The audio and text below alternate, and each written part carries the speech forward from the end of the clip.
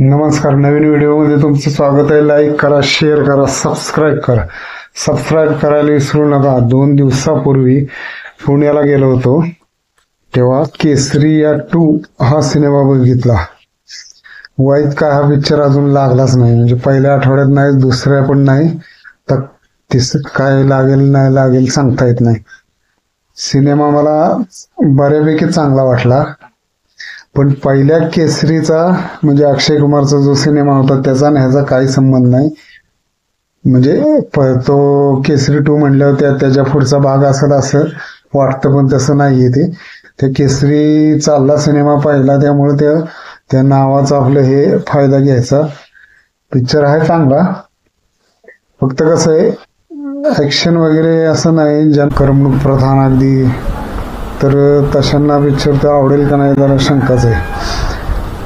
पण कान आणि डोकं म्हणजे ऐकण्याचा सिनेमा जास्त आहे. ऐकण्याचा डोकं पण लावण्याचा सिनेमा आहे, आणि ही घटना खरी घडलेली असं यात सांगण्यात आलेलं आहे सिनेमामध्ये.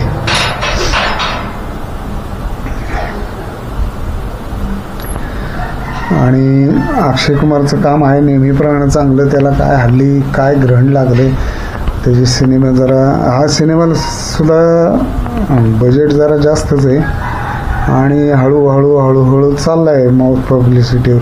पण तो त्याच्या बजेटचा आकडा गाठल का नाही आणि काय या बाबतीत जरा मी साशंकच आहे. तरी ज्याला आणि कोर्टरूम ड्रामा जो असतो तो बघायला ज्याला आवडतो त्यानं हा सिनेमा जरूर बघावा.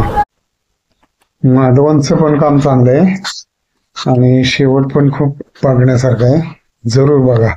आणि यातले एक फक्त मला जरा इंटरव्ह्यूच्या आधी जरा तो काही संवाद ऐकायचे झाले की त्या संवादापेक्षा त्या साऊंडचा आवाज जरा मध्ये खटकतो, आणि त्यामुळं संवाद 1-2-3 वेळा अशा ऐकायला अगदी कान देऊन ऐकतो, पण ती कळेना संवाद, असं 2-3 वेळा झालं.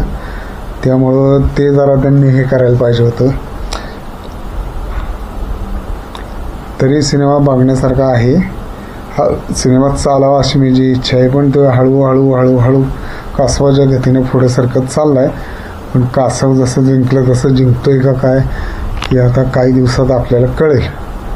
व्हिडिओ शेवटपर्यंत बघितल्याबद्दल धन्यवाद. लाईक, शेअर अँड सबस्क्राईब करायला विसरू नका.